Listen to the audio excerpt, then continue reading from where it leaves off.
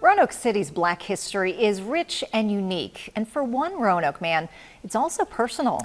That is why he's taking a unique approach to preserve it. WDBJ7's Leanna Scicchetti introduces us to Jordan Bell, who gives us a tour of the Gainsboro neighborhood as it was and how he hopes it can be.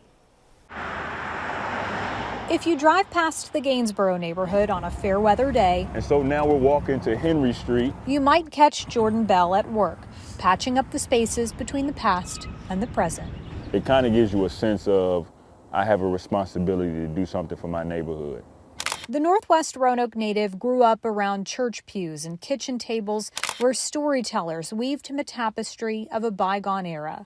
Stories about life in a vibrant, safe, and successful community. The thing that really stuck out to me was it was always a smile on their face when they would tell those stories. One day after church, I asked my aunt and grandmother to take me to where, their childhood home was. And when they took me to where the location was, there was nothing there.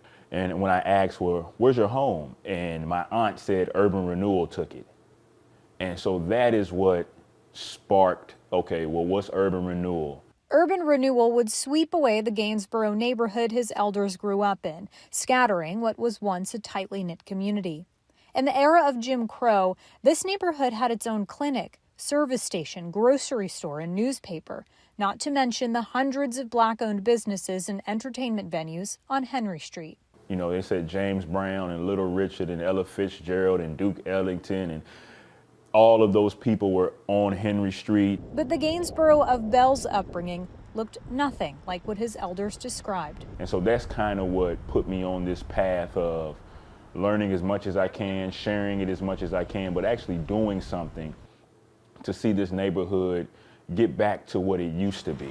That home that you're looking at sat right here in this field. For the last several years, Bell has been hosting walking tours of the neighborhood. This street right here, this is the street that we're currently on called Henry Street.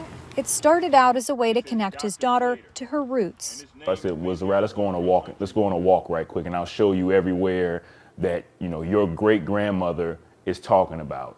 He showed her the old clinic, the Dumas Hotel, and offices of prominent local leaders. He introduced her to the doctors, lawyers, and civil rights leaders who once called this neighborhood home.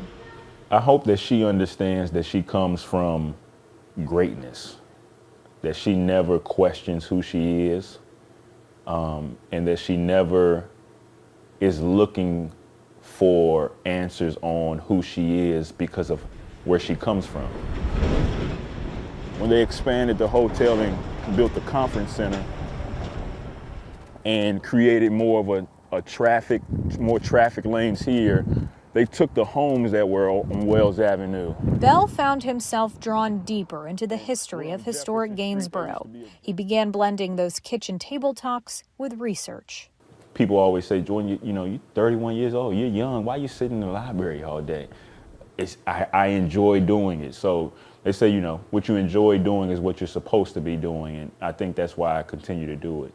His efforts to connect the community to its past became a way to galvanize it for the future. Bell envisions a Gainsboro with no vacant lots or abandoned houses and a self-sustaining community. Come back, and help out in trying to figure out what can be done in Gainsboro to bring it back to the vibrancy that so many people remember of this community. Directly behind the home, they built a medical clinic. From one avenue to the next, from one story to another, Bell is laying a foundation for the future, built atop a bedrock of remembrance. This kind of takes over my life of trying to figure out what to do in Gainsboro and learn as much as I can, but without Gainsboro, I wouldn't be the man that I am today. In Roanoke, Leanna Scicchetti, WDBJ7.